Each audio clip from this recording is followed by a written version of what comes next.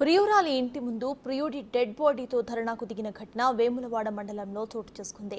ప్రేమ విఫలమవుతుందన్న మనస్తాపంతో నూకలమరి గ్రామానికి చెందిన ప్రియుడు ప్రశాంత్ 4 రోజుల క్రితం గడ్డి మందు తాగి ఆత్మహత్యాయత్నానికి పాల్పడ్డాడు. హాస్పిటల్ జాయిన్ చేయగా చికిత్స పొందుతూ మృతి చెందాడు. దీంతో గ్రామంలోని ప్రియురాలు ఇంటి ముందు మృతదేహంతో ధర్నాకు దిగారు బాధితుడి కుటుంబ సభ్యులు.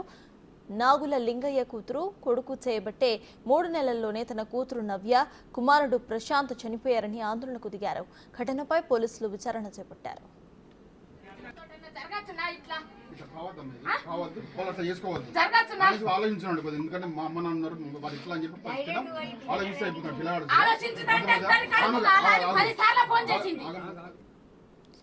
ఇదే విషయంపై పూర్తి డీటెయిల్స్ మా ప్రతినిధి శ్రీనివాస్ అందిస్తారు. శ్రీనివాస్,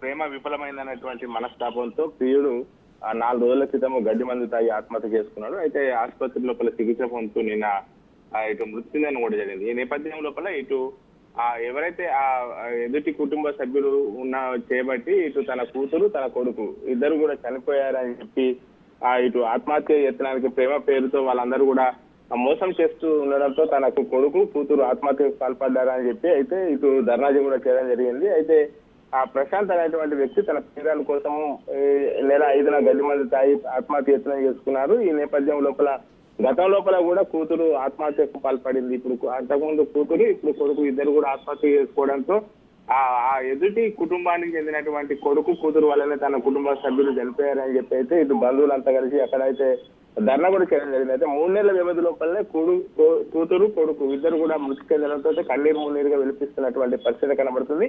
ఆ ఇంటి ముందు అయితే ఇటు మృతదేహాలు వేసి ఇటు ఆందోళన కూడా చేయడం జరిగింది. ఈ నేపథ్యం లోపల అయితే పోలీసులు అయితే వచ్చి ఇటు విరమింపజేసినటువంటి పరిస్థితి కనబడుతుంది. Sir right, thank you Srinivas.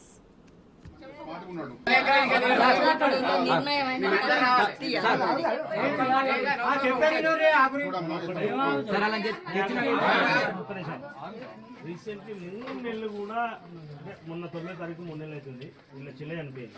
ఎవరి గురించి చనిపోయిందంటే వీళ్ళ గురించి చనిపోయింది.